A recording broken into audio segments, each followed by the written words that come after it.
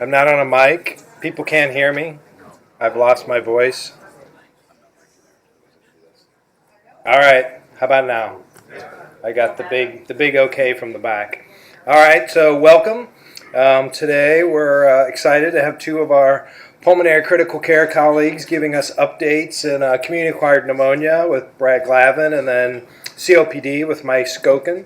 You all know them quite well, but just to review, Dr. Glavan did his medical school training at the University of Pennsylvania and then earned an MS in epidemiology at the University of Washington, where he subsequently did internal medicine and fellowship as well.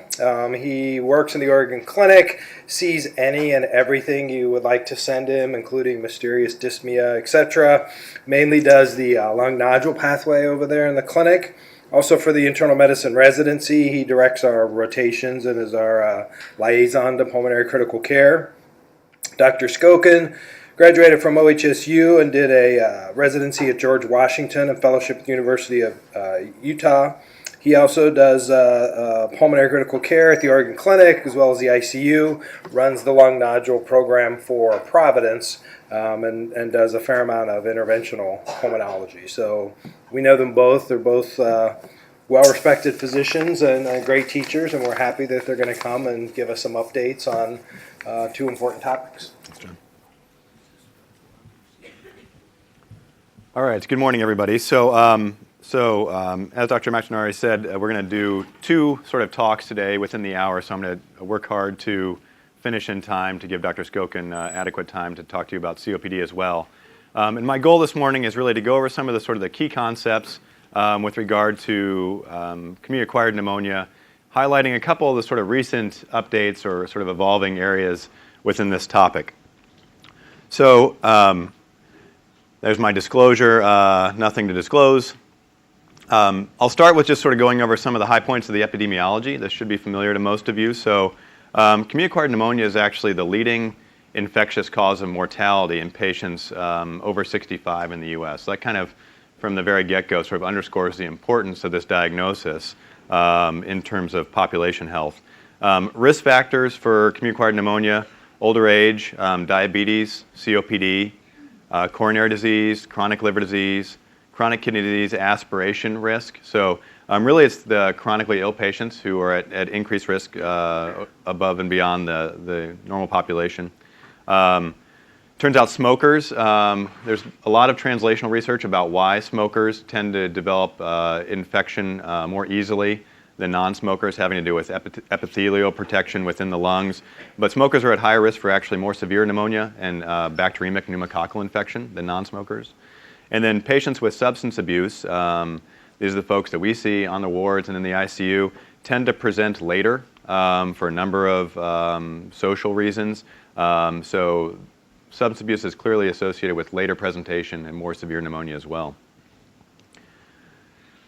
In terms of diagnosis, community-acquired pneumonia is diagnosed based on acute onset of signs of lower respiratory tract infection. So these are things like dyspnea, cough, fever, new focal chest signs on exam. But unfortunately, no one of these signs, which are all common, are particularly sensitive. So the gold standard for diagnosis still involves new infiltrates on an X-ray. So for a definitive diagnosis, an X-ray is still required. The differential diagnosis are the things that present with those symptoms. So upper respiratory tract infections, congestive heart failure, or alternative sites of infection. So those are the things that need to be on the radar as one is evaluating someone with suspected pneumonia. The cause of agents, there really hasn't been a lot of change here. Strep pneumo, H. influenza, atypical pathogens, those are mycoplasma, chlamydia, legionella. And then respiratory viruses can clearly cause lower respiratory tract infection as well, including influenza, rhinovirus, coronavirus, as well as a number of others. And importantly, and this is certainly something that will ring true for anyone who's working in the hospital right now, co-infection with viruses and bacteria are increasingly recognized as an important sort of pathogen combination, especially as our diagnostic tools have improved in our ability to detect viruses, gets better and better. And we'll talk some about that. So one of the questions that comes up is, what test do I have to send, both in clinic and in the hospital, if I have somebody suspected to have pneumonia? And there are some differences in terms of whether we're talking about an outpatient or an inpatient. So for outpatients, again, chest radiograph is recommended. So seeing someone with cough and fever, you're suspecting pneumonia, one really should try and get a chest x-ray, one, to confirm the diagnosis, and then two, for that subset of patients who do not progress according to sort of a good clinical course, it's important to have that baseline so one knows to compare to later. Oximetry to detect hypoxemia, and then importantly testing to evaluate alternative diagnosis. And this is where it's hard to be very sort of prescriptive about exactly what that means. But again, if one is concerned about congestive heart failure or other sources of infection, targeted testing to rule out those other elements on the differential diagnosis. And then I put here, consider sputum culture and PCR testing for respiratory viral pathogens. There aren't strong recommendations for these tests in the outpatient setting in general, mainly because the outcomes for outpatients treated with pneumonia are good, and most folks will respond to empiric therapy. So the yield for trying to determine a pathogen in the outpatient setting is still something that's not entirely clear whether it's sort of worth the while. That's different, however, than compared to inpatients, where, again, chest radiograph is key, but there is a strong recommendation to obtain sputum cultures when possible, as well as 2 blood cultures, urine antigens, specifically for strep, pneumo, and Legionella, and then PCR testing for respiratory viral pathogens. Basic laboratory, CBC chemistry panel. We'll talk some about procalcitonin and how that's been a useful tool in antibiotic stewardship and duration of therapy. And then I put here in the last bullet point, lung ultrasound. So I want to just show a couple pictures. This is something that's, again, one of those sort of evolving aspects of pneumonia management. These are some just representative pictures from a review about lung ultrasound. And this is something that we're seeing in the literature and in our own practice in the hospital. The pulmonary group is becoming increasingly facile using ultrasound modalities, not only for lung evaluation, but also cardiac ultrasound. And there may be a developing role in the management and diagnosis of pneumonia as well. And some of our ER physicians in particular are using this tool more and more. So it's not unusual for us now to get a call from the ER and say, I have this patient, we think he has pneumonia, and here's what I saw on ultrasound of the chest. So again, just some representative pictures here. This is, on the left, a example of what a normal lung will look like. So at the top here you have superficial going deep as someone is scanning the chest with ultrasound, and you'll see this whiter line here is the pleural surface, and then you basically get these reverberations or echoes called A-lines in normal lung tissue. And you can see the difference. This is now a couple examples of sort of abnormal lung ultrasound findings. This is what air bronchograms can look like, these whiter marks here, which can be indicative of pneumonia like one would see on chest x-ray. Atelectasis has a characteristic appearance. Some other things that one might see on ultrasound, an abscess is illustrated here, what that can look like. And then you can get something called B-lines, which are indicative of increased fluid in the interstitium, and diffuse B-lines can be highly specific for a pulmonary edema pattern. And then something that we've looked for a long time with ultrasound is the presence of effusions, which is illustrated here with this blacker area that is not resulting in an echo, which can tell you both the characteristics in terms of some important information about exactly the location and sometimes even viscosity and characteristics of an effusion.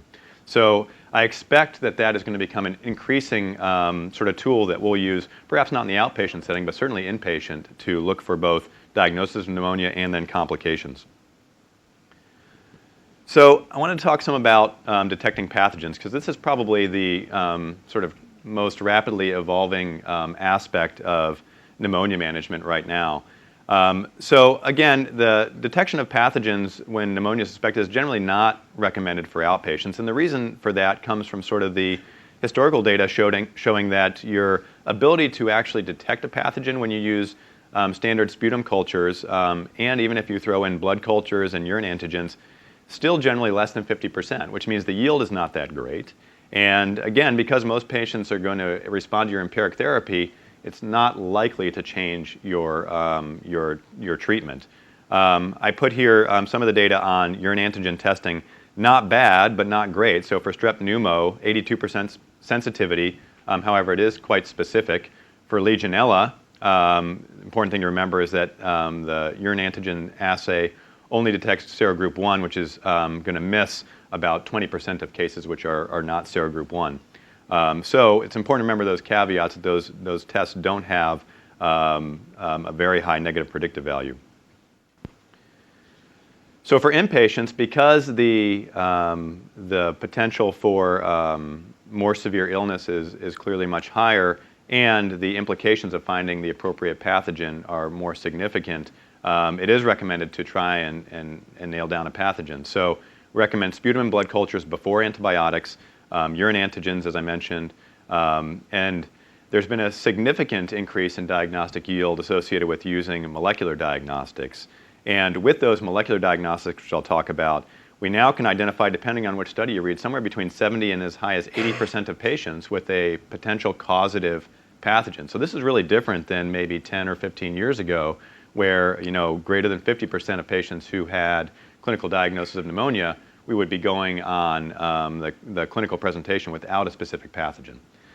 So when I say these molecular diagnostics, I wanted to this is a study, so a lot of this work has been done right here at PPMC, in large part due to Dr. Gilbert, a number of our residents, and our folks in our ID group. This is a publication just from this past year reporting out some of the data looking at our film array respiratory diagnostic panel, which is now part of our standard care pathway for patients with suspected pneumonia. And what I've on the left here shown sort of what we do when someone presents with suspected pneumonia. We have what I would call our PPMC diagnostic bundle, which is that sputum, blood cultures, urinary antigens, but then also this nasopharyngeal swab for PCRs for these pathogens. So you can see we capture a number of sort of the common suspects for community-acquired pneumonia. And in this report, Dr. Gilbert and some other folks here at PPMC reported on a study of patients coming through the ER with suspected pneumonia who had this panel run, and the bottom line here is that in 73% of cases, we had the identification of one or more potential pathogens to explain the clinical presentation. So again, higher and higher yields as we get these more sensitive diagnostics. And just to give you a sense of what's sort of on the horizon, there's a study right now comparing this standard approach that we're using now to an even more sort of thorough panel. This is an investigational multiplex PCR that is currently being used in a research setting in the ER. So now 30 pathogens plus testing for resistance that can be run with same-day results. So the challenge for us as clinicians now is you get this increasing data and trying to tease apart what is a true pathogen or what is an incidental finding. So we know, for instance, in patients with COPD that as many as 30 or 35%, for instance, are colonized with H. influenza. So, if we ran this panel on patients in the community who are asymptomatic, you clearly would get positive hits. So as we start to get increasing sort of data regarding these pathogens that are found, the challenge for us is then how to determine what is pathogenic. And I think that's where there's still a lot of work to be done as we get the information, as is often the case, what do we do with it? So again, I expect that we'll all be hearing more about this as these tests become cheaper, more readily available, and the results become available almost in real time. So another tool that we're using quite a bit is the measurement of procalcitonin. So I'm sure many of you are familiar with procalcitonin, but just as a quick review, procalcitonin is a peptide precursor of calcitonin, normally undetectable in states of health, but increases significantly in response to bacterial infection. So the half-life of procalcitonin is somewhere between 25 and 30 hours. decreased in the setting of renal failure, importantly. And it has been proposed as a tool excuse me, to determine the presence of bacterial pneumonia and reduce antibiotic use. So the sort of algorithm that has been proposed is to measure the procalcitonin level, and that if it's very low or undetectable, to avoid antibiotics, that one should consider alternative diagnoses. In a patient presenting with pulmonary symptoms, that would be where you're thinking of, is this a viral infection? Is this heart failure? But much less likely to be a bacterial pneumonia. There's, as with any diagnostic test, sort of a gray zone. That's a level greater than 0.25 micrograms per liter. But at levels of greater than 0.5 micrograms per liter, antibiotics are strongly recommended because of the much higher incidence of bacterial infection when you have a significant elevation of the procalcitonin. So what we are doing is using procalcitonin to decide whether or not to treat with antibiotics. And that's been shown to decrease the median antibiotic duration from 8 down to 4 days. Similar findings in several studies, importantly without any increase in treatment failure or mortality. So it appears to be safe to use this approach. Obviously, clinical judgment has to be involved here as well. There are clearly some caveats to using procalcitonin. One important one is that, for instance, in empyema, infection of the pleural space, we've seen cases where you have clear purulent empyema with a negative procalcitonin. Again, one needs to sort of always use clinical judgment, but in general, this is a useful tool that can decrease the use of antibiotics. A little bit about severity of pneumonia and site of care. So there are a number of severity of illness tools that are out there. One is the CURB-65, which is easy. I'll just run through that really quick. It uses 5 items to classify pneumonia into one of 6 categories. It doesn't account for comorbidities. A more sort of detailed severity index is the pneumonia severity index. A little bit more cumbersome, 20 items used to classify into 5 risk categories. It involves comorbidities and age, which are both highly weighted. So the idea here is when using these tools is basically to try to risk stratify and determine where patients should be cared for. So the CURB-65, again, uses these 5 simple criteria to risk stratify on a score of 0 to 5, with the idea then being that one can determine what one's risk for mortality is and determine where the cut point should be for both hospital and ICU admission. Antibiotic choice. So not a lot of new news here. I've put up here the IDSA and ATS guidelines. We're actually due for a new IDSA and ATS pneumonia guideline, which should be out within the next year. I was hoping when I agreed to do this talk that it might be due or it might be out by now. It's not. So we'll have to keep an eye out for that this year. But the general take-home point here is that for outpatients, the general recommendation is to use a macrolide or doxycycline. For patients who have significant comorbidities, some of those that I mentioned at the beginning, considering a beta-lactam in addition, or a respiratory fluoroquinolone. And then for inpatients, the US guidelines are pretty simple. It's beta-lactam, macrolide, or respiratory fluoroquinolone. So I just put up here, just to make sure everyone's on the same page, macrolides, the most common we use is azithromycin, but also clarithromycin and erythromycin. Respiratory fluoroquinolones, Levaquin, moxifloxacin, and gemifloxacin. And then the preferred beta-lactam, ceftriaxone, cefotaxime, and ampicillin. So I won't dwell on this. This is basically just a flow chart sort of showing how to use the CURB-65 and then with triage to location of care and then antibiotic choice. In non-ICU hospitalized patients, there's been some recent data over the last couple years trying to determine do we really need to use combined therapy or beta-lactam monotherapy. And I'll just make the brief point that there is sort of some ongoing debate, and it'll be interesting to see with the new guidelines from IDSA if there's any change. But there has been some encouraging literature showing that using beta-lactam monotherapy is actually probably safe, that the addition of a macrolide may not be necessary in terms of outcomes. And so pretty equivalent data in that regard.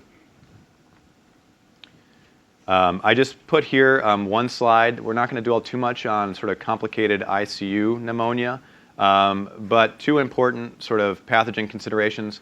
For patients who have a risk for resistant gram-negative, such as Pseudomonas, important to add an anti-pseudomonal beta-lactam, such as piptazo, cefepime, imipenem, meropenem, as well as a fluoroquinolone, such as Levaquin or Cipro. And then if community-acquired MRSA is a consideration, treating with vancomycin and linezolid. And remember that our antibiotogram for PPMC has a pretty high rate of MRSA. For 2015, which is the last full year of data we have, in our isolates it's as high as 40%. So if Staph aureus is considered, covering for MRSA is really important until the data are back. So duration of therapy. So this is the next big question, is after you choose your antibiotic, how long do you treat for? We have two meta-analyses now that show no difference in outcomes for less than 7 days versus more than 7 days of treatment. So I think in general, the literature suggests that shorter is better, and 5 days of treatment is adequate as long as the clinical course demonstrates improvement, and most of the guidelines suggest sort of reevaluation after 72 hours. And if the patient is improving, then 5 days for, again, for most patients is probably going to be adequate. And the recommendation being that we discontinue antibiotics when the procalcitonin has decreased by 80 or 90% from baseline, or to that threshold of less than 0.25 if one is going to use the procalcitonin as a marker for response to therapy. Cases where one might want to consider a longer treatment course would be MRSA, Legionella pneumonia, Pseudomonas, these pathogens that are more likely to recur or have a slower response to treatment. And then clearly if there are extrapulmonary complications, empyema, endocarditis, meningitis, as with strep pneumo. Transition to oral therapy. Pretty simple algorithm, has been validated as safe when patients can adequately tolerate oral intake, alert and oriented, afebrile, hemodynamically stable, respiratory rate less than 25, oxygen saturation above 90% on room air. Some data out of the British Medical Journal showing that those patients do well when they meet those criteria, switching to oral therapy, decreasing costs, obviously by going from IV to oral therapy.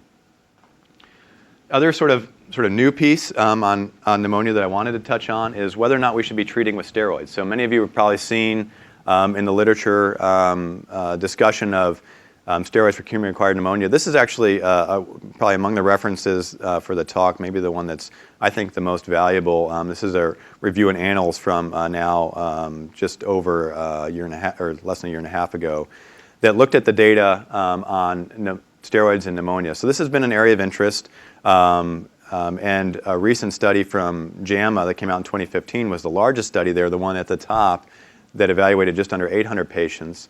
And a number of studies over the last 15 years showing the main thing was decrease in length of hospital stay when we treat patients with steroids. And most of these studies looked at a dosing of steroids around what we use for COPD exacerbation, so about the equivalent of prednisone at a dose of 40 milligrams a day, varying durations and lots of caveats with these studies, the most important of which is that most of these were very small studies.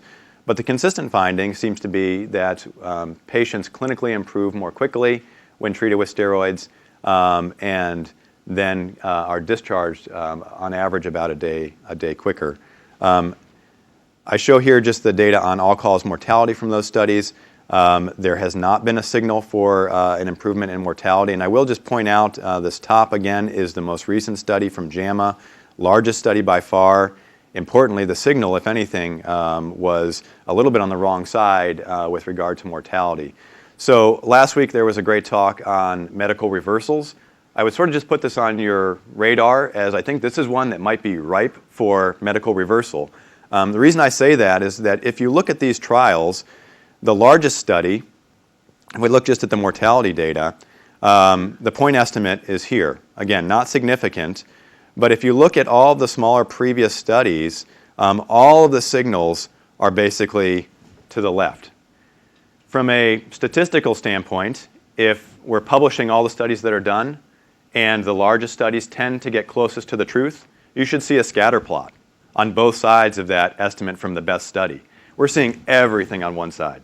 So I'd be willing to bet there's lots of studies out there with 50, 60 patients that didn't show an effect that we don't see in the literature because they were never published. And this review, the reason I say it's a good reference is they get into that some and describe the fact that there's a pretty high evidence of bias in the publications we have for this particular finding. So again, be cautious. I would be a little reluctant to recommend steroids to everyone who comes through the door with pneumonia, but I think it's fair to say that steroids do appear to reduce the length of stay by about a day. Again, no change in mortality. And the main consistent finding in terms of risk is a higher incidence of hyperglycemia. Outcomes, and I want to be brief here because I'll try to finish up in the next couple minutes to give Dr. Skokan time. Outcomes, significant readmission rate within 30 days for patients hospitalized with community-acquired pneumonia. Often this is related to comorbidities rather than recurrence of pneumonia.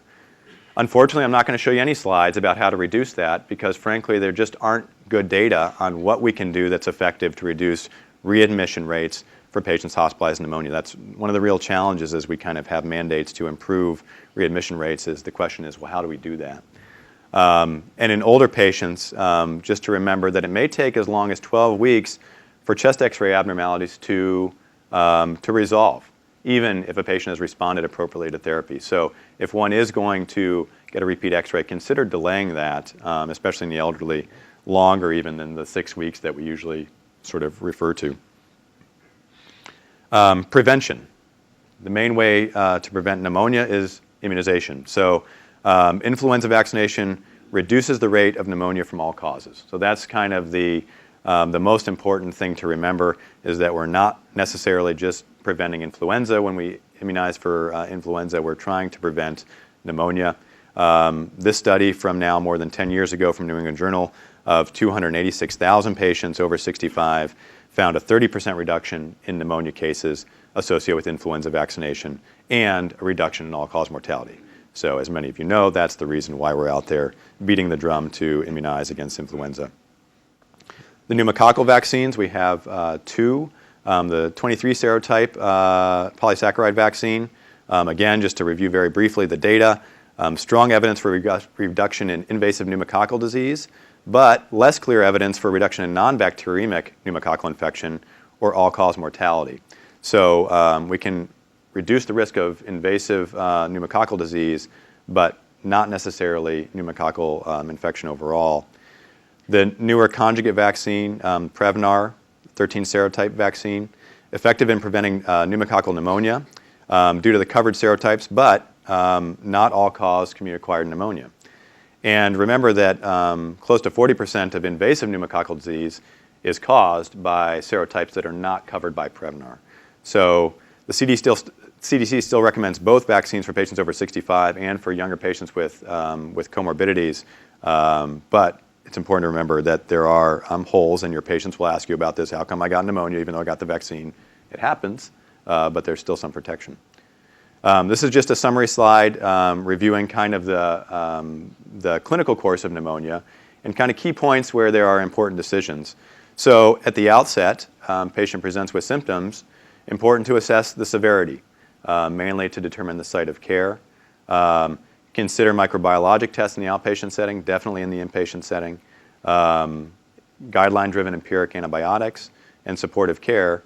And then at about that 3-day point, there needs to be a check for response to therapy. That's at the point at which we would expect patients to defervesce, to clinically be improving, reassessing whether the antibiotics are working or whether there needs to be renewed inquiry into the actual diagnosis if they're not getting better, switching to oral antibiotic therapy if they're on IV, and then again considering shorter duration if the patient is improving, and then over the hospital stay for patients who are hospitalized, sort of serial reassessment, considering de-escalating therapy and looking for any complications, as I briefly discussed, and potentially using things like procalcitonin to help guide termination of antibiotics. And then at the point of discharge, considering vaccination, rehabilitation, reintroduction of previous medications, and then again, in selected patients, thinking about timing of repeat chest radiography. Take-home points. Again, community-acquired pneumonia is an important diagnosis, leading infectious cause of mortality for patients over 65. remembering the importance of vaccination against both influenza and strep pneumo, use of tools like the CURB 65 to triage site of care, timely use of guideline-based antibiotics, recognizing that PCR diagnostics and procalcitonin can help with antibiotic stewardship. Again, my point would just be that the use of steroids, although there's a lot of interest and excitement about it, I think is still unclear. And then following up after initiating antibiotics for switching to oral therapy, narrowing antibiotics, and then considering a short duration of therapy, meaning 5 days, if someone's improving over the first 3 days. So I will stop there. I think we're going to try to hold questions until the end, is my understanding. So maybe I'll close there and hand things over to Dr. Skokan.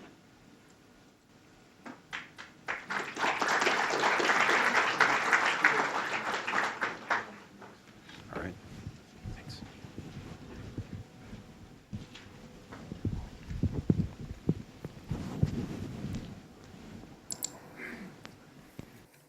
All right, so welcome everyone to Lung Diseases Part 2, 2017. So it's my pleasure to be here. It's always fun to do grand rounds. It's a little disconcerting to follow Dr. Glavan, who always does such a great job and is one of the best doctors I know, but we will muddle through here. So just one point of introduction. If back when I was a fellow in the late 90s at the University of Utah, if someone told me that I was going to do a grand rounds on COPD then, I would have thought, what the heck am I going to talk about? Back at that time, the newest drug out was Combivent, which is albuterol and ipratropium mixed together, which was thought to be, wow, this is a big deal. This is really an impressive drug. Advair wasn't even on the market yet, so the long-acting bronchodilators weren't available. And I was working in the VA pulmonary clinic in Salt Lake City, trying to figure out what to give these people with minimal options. There's been really a big change in COPD therapy and management, and over the last 15 years, there's been a lot of advances. I'm going to try to keep this as brief as possible. I want to know everything about you unless it's boring, and then for God's sake, spare me. I'm going to try to spare you as much of the boring stuff. What we'll talk about is why this is important, first of all. I'm going to talk about definitions and staging. We're going to talk about asthma versus COPD versus this newer diagnosis of asthma-COPD overlap, briefly. We're going to talk about therapy predominantly, which includes pharmacologic therapy and non-pharmacologic therapy. I'm going to give you kind of what my approach is, and it's just my approach to an office workup, and then briefly about patients who are not improving on therapy. I want to say special thanks to Mel Morganroth. I don't think Mel's here. Is Mel here? So he gave a grand rounds on COPD, which was excellent, which is in 2013. It's down in the library on a disc. Actually, it's not right now because I watched it again a few days ago, but I'll get it back there soon. So Mel really, I think he taught a lot of us really a systematic way to approach COPD. He's been involved in a number of the studies that have kind of pioneered better therapy. He's stuck in the trenches at Vibra this week, so that's probably why he's not here. So an important point is that COPD mortality is actually one of the diseases that's been increasing over the last 20, 30 years. And here you can see the main killers in the United States, and COPD has increased significantly. Primarily, that's because of an increase in women, and this follows lung cancer data. Also, with increases in women, COPD has jumped significantly in women, and you can see a 187% increase from 1965 to 1998. Now, that's started to level out as tobacco use has gradually become a bigger issue, but still, it's an impressive increase. Now, it used to be the fourth leading cause of death, and there's a lot of morbidity and cost. 1.5 million ER visits. You can see a lot of hospitalizations, a lot of deaths, and the annual cost is enormous. Now, since that slide was made, and that's actually one of Mel's slides, the numbers have jumped COPD into the third largest cause of mortality in the United States. It was the fourth. But as tobacco use proliferates around the world, the numbers look to increase around the world particularly. Here's a recent study that was just published really at the end of last year, and this is pretty interesting. And just a quick point, this was an epidemiologic observational study looking at risk factors for people who had COPD who were non-smokers. And this was pulled from the CDC database of behavioral risk factor surveillance system. And so this is a lot of patients. This is non-Hispanic whites and blacks older than 50, never smoked. And it's a multivariate analysis looking at who got COPD. And it was interesting in that black women, African American women, had the highest prevalence, 7%. This is non-smokers. And then it kind of went down from there, white women second. So this has increasingly become a disease of women. Certainly we see plenty of men, but I just want to mention that. I think this is a little unclear why this is. The other interesting point in this study is that socioeconomic status or position was also a significant risk factor, which was independent to even African American women. So something to keep in mind. I think we know from COPD gene study that there are genetic factors, there's environmental factors, and I think just to know that we're starting to tease this out, I think a lot of these people who get COPD, who smoke, are also, it has something to do with these people who have more of a tendency to get the disease, seen more in women, seen more in African American women. The other reason why this is important is for you all who are primarily primary providers is that there's been this explosion of new drugs, which is very confusing. And we have a number of drugs which I think it's hard to know where to work these in, and we're going to talk about that more. The other reason this is important is that hospitals now, we know for a long time COPD readmission rates have been very, very high. As part of the Affordable Care Act, hospital payments were reduced for patients who were readmitted with a COPD diagnosis. Now, where that's going now, I don't know. There was an executive order signed on Friday or whatever that said we're going to be lax on the Affordable Care Act mandates. So I don't know what's going to happen with this, but it's also an important thing. And this was a work to try to decrease those and look at ways that we could do that. So it is important. So definition of COPD, and there's a bunch of them out there. I'm just going to give you the GOLD, and we're going to talk about GOLD here in a sec. The GOLD definition, which is the Global Obstructive Lung Disease recommendation. So chronic obstructive pulmonary disease, a common, preventable, and treatable disease characterized by airflow limitation, which is based on spirometry, that is usually progressive and associated with chronic inflammatory response in the airways and the lung to noxious particles or gases. Exacerbations and comorbidities contribute to the severity. It's a reasonable diagnosis. Now, I think that we need to make sure that we can recognize this, and one of the hallmarks to recognition is spirometry, okay? Now, I'm giving you an example of a spirometry that we see in our office, and this is one of the best things I get to see when patients come in and they're referred for COPD. So we get a spirometry, and then we give them bronchodilator, albuterol, and then we repeat the spirometry. So it's a pre and post. And here's an example of one of these. So the blue line is the pre, the red is the post. Here's the flow volume loop, which traditionally we see more. Here's the volume time. So this is how much volume they're breathing out over this amount of time. And this is a good study. I mean, they're breathing, this is 8 seconds. And what you can see here is this tremendous improvement post-bronchodilator. And here's the numbers. We're looking at FEV1, how much air they blow out in 1 second. And you can see there's a 53% improvement there. And the numbers actually normalize here. So this patient doesn't have COPD, and this is trying to introduce the importance of spirometry, as this person likely has asthma, okay? And we treat that differently than we treat COPD, and we'll talk a little bit more about that. So the diagnosis is very important. Briefly, I'm going to mention asthma COPD overlap syndrome. So recently, this got more credibility as there was a paper about it in the New England Journal. That's about 1.5 years ago.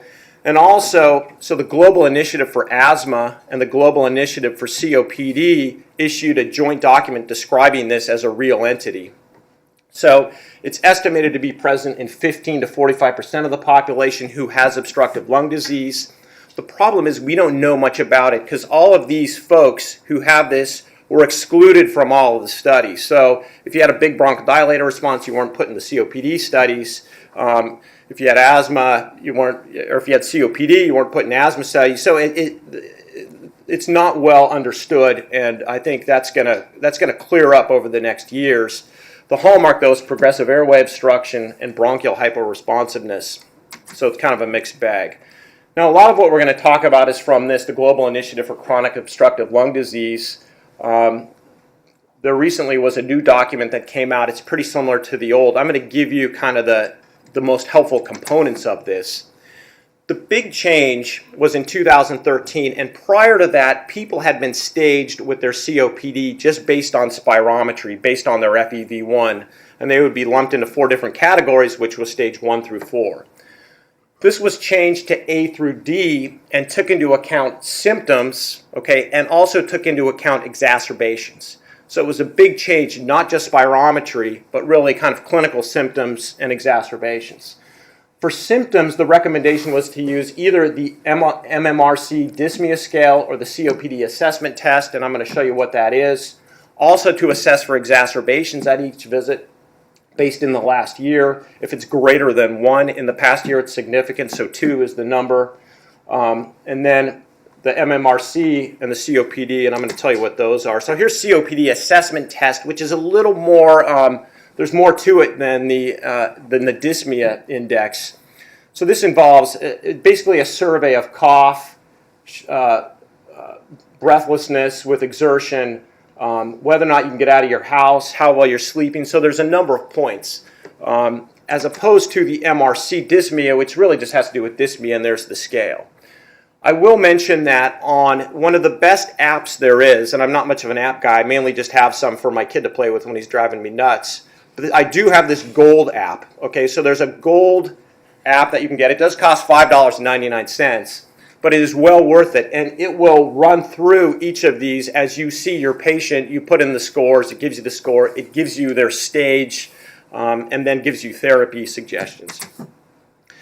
And here's what this new staging looks like. So we have A, B, C, and D. And this is based on dyspnea. It's based on exacerbations. And you can also add in the spirometry, okay? But you can get a score without spirometry just based on their level of breathlessness and their exacerbation history, because a lot of PCPs don't have spirometry in their office. It doesn't mean you don't need to get it in these individuals, but you can assess patients and decide how to treat them based on dyspnea scale and based on exacerbations. So this was validated in studies. This is a big study that was in the Blue Journal in 2012 that looked at this classification and showed that it worked well and showed that it was a better predictor of exacerbations, which makes sense. The biggest predictor of exacerbations is whether you've had exacerbations in the past and not your FEV1. Here's some of the data from that study which validated this system, the present gold system, and a couple of points. So the C and D folks are the people with exacerbations. So here you can see exacerbations per year. This makes sense. At 3 years, they reassessed. Again, it makes sense. The people who had exacerbations continue to have exacerbations. Here's hospitalizations first year, hospitalizations at year 3. You can see both groups, though, have a lot of hospitalizations. I mean, here's people who are breathless and have exacerbations, the group Ds. Here's people with a lot of exacerbations but aren't that breathless. Here's the breathless folks who don't have a lot of exacerbations. The breathless people actually get admitted more than the people who have exacerbations. So still, that breathlessness is a big factor and does create hospitalizations. Interestingly, I think these people who are short of breath, they're more difficult to assess. More of them have cardiovascular death. More of them present with cancer death. It's a little hard to know what that means, but... So I'm going to go a little bit into office approach, and I think the history is crucial. You want to know the time course. It varies from patient to patient, but it can give you an idea and help you with alternative diagnosis. Certainly you want to know about tobacco, family history, weight loss, which could indicate that there's more severity there, hospitalizations, exacerbations. Physical exam, I think wheezes and crackles and things like that could be helpful, particularly if someone is there in exacerbation or if maybe there's an alternative diagnosis. Obesity, which they may not have COPD, they just may be obese and that's why they're dyspneic, but they've smoked. Clubbing sometimes is helpful to suggest an alternative diagnosis. Certainly tobacco, so how much they've smoked, how many times they've tried to quit, how they've tried to quit, Time to first cigarette is helpful for me to assess kind of their nicotine dependence. Oxygenation then, a lot of times, or most of the time, I'll walk these patients around with an oximeter or have one of the MAs do it. Occasionally a blood gas is helpful if you're worried about if they have polycythemia and you think they're chronically hypoxemic or they're obese and you're looking for obesity hypoventilation. I don't think it's necessary. It's not necessary in the majority of people initially. The labs certainly can be helpful. And then spirometry, as I mentioned, to assess whether or not you have the right diagnosis and what the severity is. So based on GOLD, there's really kind of 4 components. So it's assess and monitor the severity, smoking cessation, which is key, improving the symptoms, which is dyspnea, exercise tolerance, and then trying to treat and prevent exacerbations. Now, tobacco is crucial. So this is old data, but it's excellent data. So this is from the lung health study, NIH lung health study, which initially was published in '94, multiple centers across the country, thousands of patients. And the people who continued to smoke, their FEV1 you can see dropped. And if you look at this axis, it doesn't seem like that much. But these patients then were followed up years later, and what it showed is that they continued to drop. Okay, and that's not rocket science, but they actually were able to demonstrate that, and they showed that the people who quit, their FEV1 was maintained. Now, when you look, so this was data then, they were followed up in 2002, 60% or 38% had an FEV1 of less than 60, and 18% had an FEV1 of less than 50, and these all were people who just had, mild disease initially when they were enrolled. Now, a lot of times I'll see patients and they'll say, but doc, I've been smoking all my life. I'm not going to quit now. I'm 60 years old. The key point is even if you get them to quit at 60, you can potentially keep them from hitting this component of, or this trajectory of severe disability, okay? And that's where people can't take care of themselves or have a lot more trouble taking care of themselves. They don't get out of the house.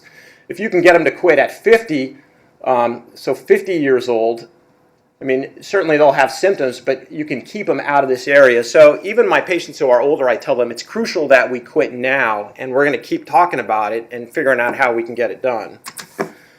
We're going to go into therapy, and I think the therapy can be confusing, so we're going to break it down into classes. And this is from the GOLD guidelines here, and this is based on that patient group or the stage. Again, the A's are the more mild disease, mild breathlessness, minimal exacerbations. The B's, more breathless, minimal exacerbations. The C's, minimal breathlessness, but more exacerbations, and the D's who are both.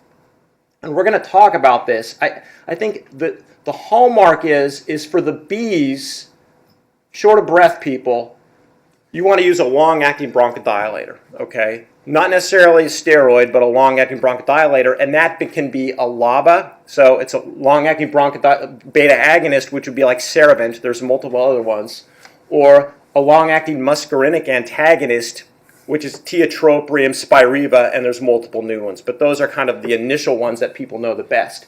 When you get into the C's, who also have more exacerbations, it's a long-acting bronchodilator, a LABA or a LAMA, plus or minus inhaled corticosteroid. That's where you would consider putting in that inhaled corticosteroid.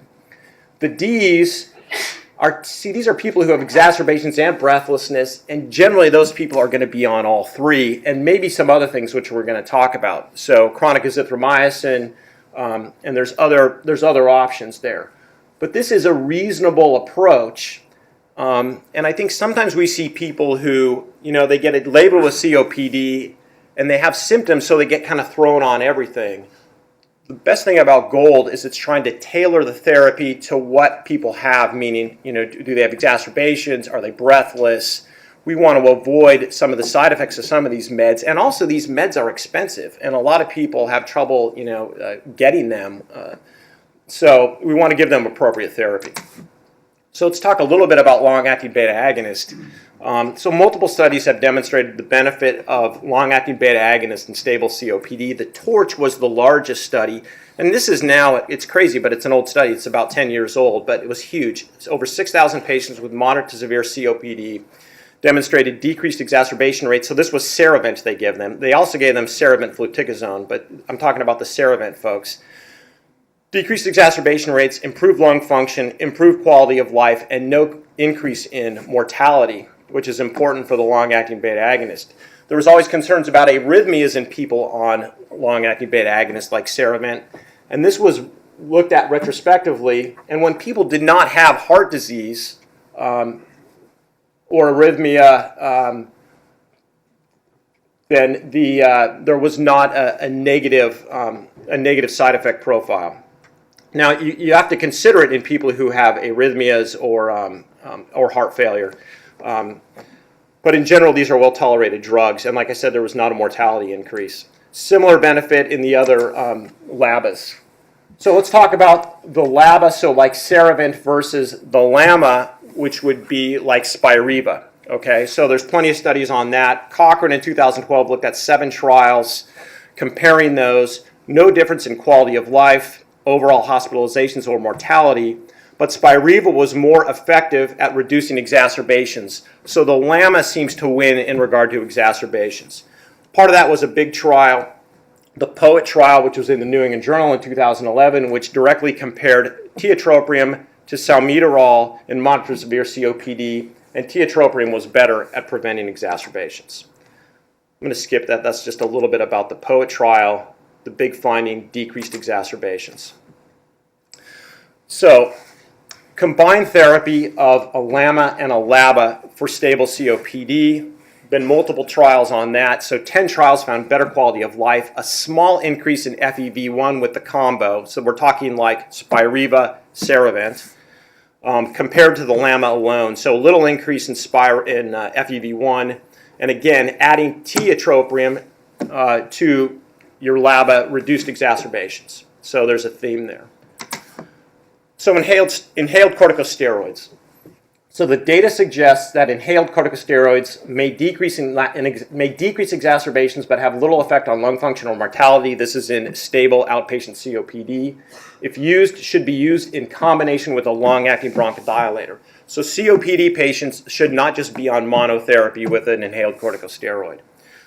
Used with a bronchodilator in patients with gold stage, that should be C or D, who have significant symptoms and exacerbations. So it's used in the people who have more severe disease.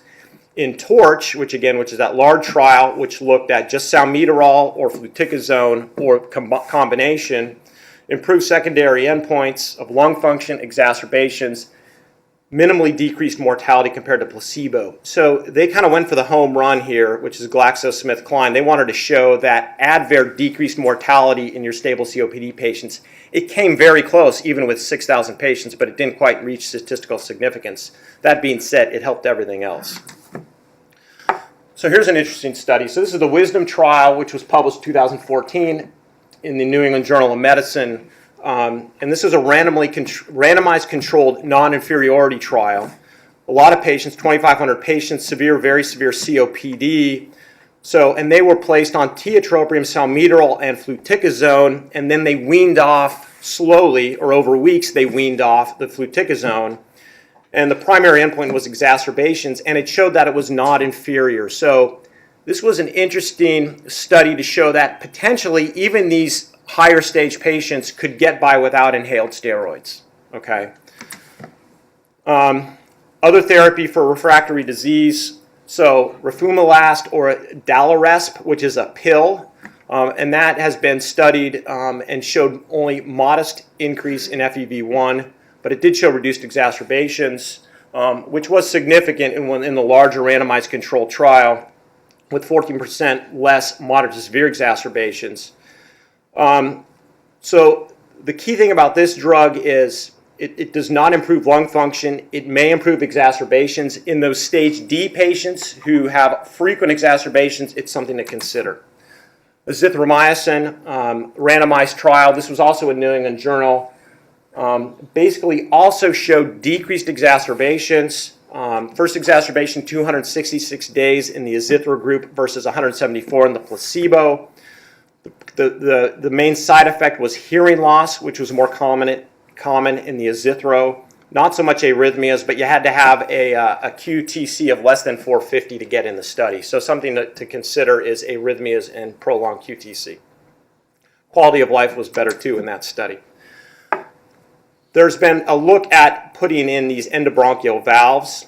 It's been shown in this study, which was also in the New England Journal, which is pretty interesting. So the idea is to collapse down diseased area of lung. You can show that you can improve FEV1, you can improve 6-minute walk.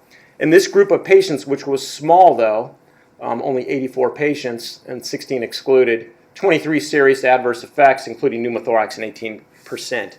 This is something that's interesting. It's out there. I think it still needs further study. And we're not doing this, even though we potentially could, because I think of the adverse events. So here's what we're left with again, COPD pharmacologic treatment. Quickly, I'm going to move on to a couple other important points in the last minute or so. Pulmonary rehab. So this is incredibly important, indicated for patients with impaired exercise tolerance or exacerbations despite optimization of their pharmacologic therapy, improves exercise tolerance, improves quality of life, indicated for patients with GOLD stages, and that should say B through D. It works well both in men and women.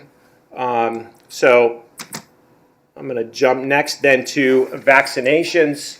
So vaccinations are crucial. So if anything you can do, this is the easiest and really has the largest effect.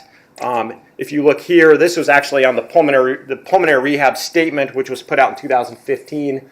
This is cost effectiveness of all the things we do in COPD. Flu vaccination for an at-risk population is the most cost effective, followed by tobacco cessation, then followed by pulmonary rehab. So pulmonary rehab is the most cost-effective compared even to all these medications that are ubiquitous. Quick one slide on long-term oxygen. So there was a study just last year, which is a pretty interesting study. Briefly, oxygen therapy for decades has been based on 2 unblinded randomized trials in the 70s with 290 patients. That's it. It was unblinded.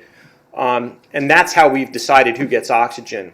So in this trial, they randomized 738 patients with COPD at 42 centers who either had a resting SAT of 89 to 93 or their SAT fell with ambulation to 80 to 90% during a 6-minute walk. And they either put them on oxygen or didn't. So the people who had 89 to 93 got continuous oxygen. The people who desaturated got it with exercise and with sleep. They followed these people, some of them up to 6 years, but the median was 1.5 years. And they were looking for death or hospitalization. And they found that O2 in this cohort had no improvement in the primary outcome, rate of hospitalization, time of death, or in the secondary outcome, which was quality of life or exercise capacity. So I think the take home here is probably a lot of these folks who we give oxygen to who do have exercise desaturation, we're not sure if we're helping them, okay? And I'm going to leave it at that. I think that we can probably be a little more conservative in who gets oxygen based on this trial. I'm going to stop here and I'm going to jump to conclusions. So number 1, tobacco cessation prevents disease progression. That's got to be our number 1 order of business. Appropriate oxygen therapy can decrease mortality in those who need oxygen, but maybe it's not everybody who we thought it was. Mortality rate is increasing. The diagnosis is frequently missed. There's a lot of folks out there who have COPD and we don't know who they are. That being said, we need to diagnose them appropriately. Spirometry is crucial. Severity can be assessed by the GOLD criteria, which includes the physiology and also exacerbations. Pulmonary rehab for everyone. It needs to be offered and recommended for everyone with moderate to severe disease. Again, for people with mild disease, so they just have periodic symptoms, they're in that A category, short-acting albuterol, short-acting ipratropium. If they have moderate disease, a long-acting bronchodilator. If they have moderate to severe, particularly with exacerbations, you consider a combination of LABA/LAMA, and there's 2 drugs now that have that combination. In one inhaler, it's once a day, or LABA-ICS, inhaled corticosteroid. Do not use solo inhaled corticosteroid, except maybe for these patients who have ACOS or asthma, but not in just COPD. Remember your vaccines. For severe disease with exacerbation, triple therapy is probably indicated, which is all 3 of those inhaled medications. In patients who have COPD with frequent pneumonias, I think I would consider eliminating the steroid because it is a risk factor, and that was shown in a number of studies. The PDE4, roflumilast, and azithromycin for people who are already on triple therapy and are still having frequent exacerbations. We don't give that medicine for poor lung function. Again, most all these therapies are for symptoms. Don't give expensive meds without any evidence that they're improving. A lot of people struggle to get these medications. And always remember, symptomatic patients who are on maximal therapy should be considered for palliative care. That's all I got. So why don't we do, I'm sorry, we're right at 9. We can do some quick combined questions here, I think, if anybody's got any. Yes, sir. Pneumococcal vaccine that will cover all serotypes. So the question is there a pneumococcal vaccine coming out that will cover all serotypes? Not that I'm aware of. I don't know if any of our ID colleagues are in the room who might have an answer for that. Anyone aware? I'm not aware of anything new on the horizon imminently. Yes. Just a political statement. It's almost at a national best for readmissions in both of these categories, has never received a penalty under the Affordable Care Act. Good job.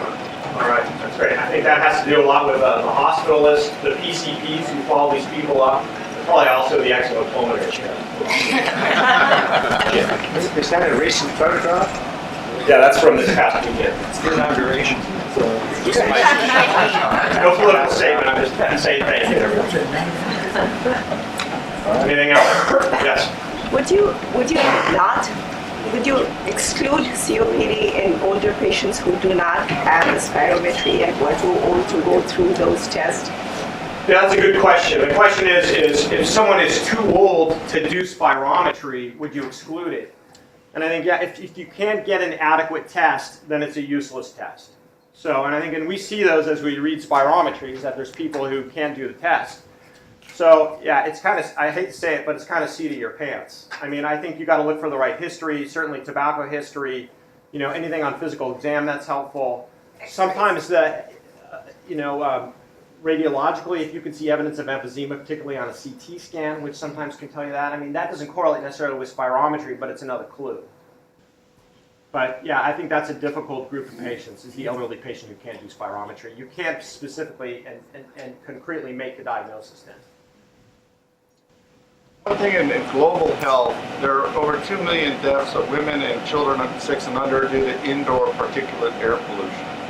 So I'm wondering how that feeds into that. So that totally feeds in. So in countries where they have fires inside their house, okay, or in places with high levels of even just outdoor air pollution, COPD levels are higher.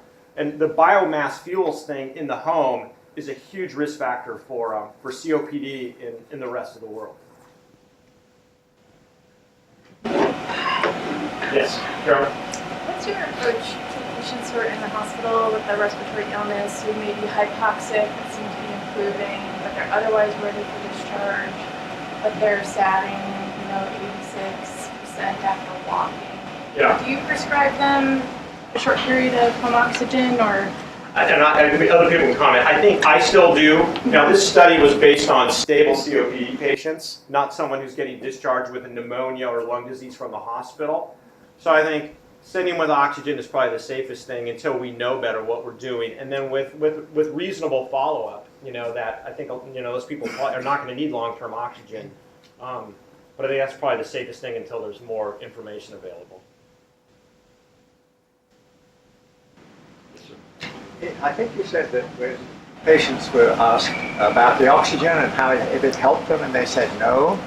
Is that what you said? Well, yeah. So in that study, in that LOT trial, it did not improve their quality of life or their exercise tolerance statistically. Okay. Now we've all seen patients who feel better on oxygen, and there's some factor there, and we don't know what it is. And you have patients who come in who their sats are fine and they want oxygen. So I think there's another side of the oxygen thing in that. Some people feel better on it. It doesn't mean physiologically it's doing anything. It's like the football player on the sideline who's puffing on oxygen. That does nothing for them. But it does it makes them feel better somehow. And I think there are those group of patients. I think it's a little hard to know, and it's very expensive. Yeah. So The empty tanks are a little bit lighter too, so you can always give them an empty tank. So what percentage of people are vaping and what percentage are smoking? And what trend do you expect in the future? Yeah, all right, so in regards to the tobacco, so the vaping is increasing, electronic cigarette use vaping is increasing astronomically. And I don't have any numbers for you now, but we know that it's increasing, particularly in children. The concern is that, those people are going to, whether or not they're using nicotine or not in that they're going to become nicotine addicted or they'll graduate on to regular tobacco. I think tobacco is staying pretty stable. We've just dropped a little bit below the 20% mark of the population smoking in the United States. But it's right there. It's hard to get it any lower than that.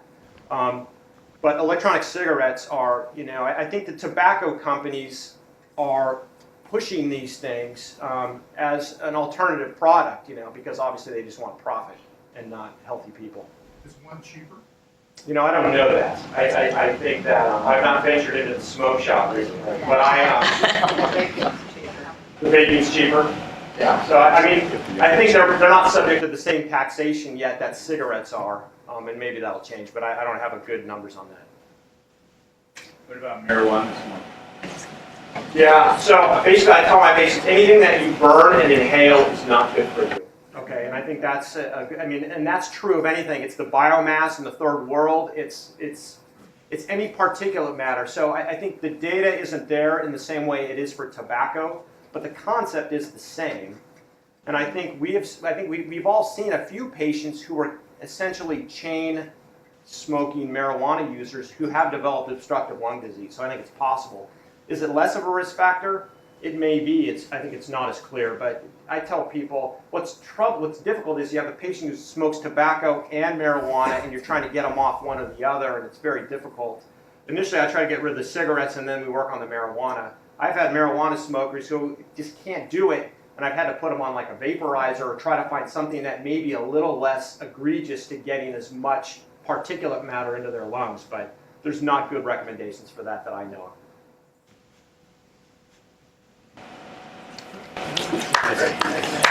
Why don't we call it there?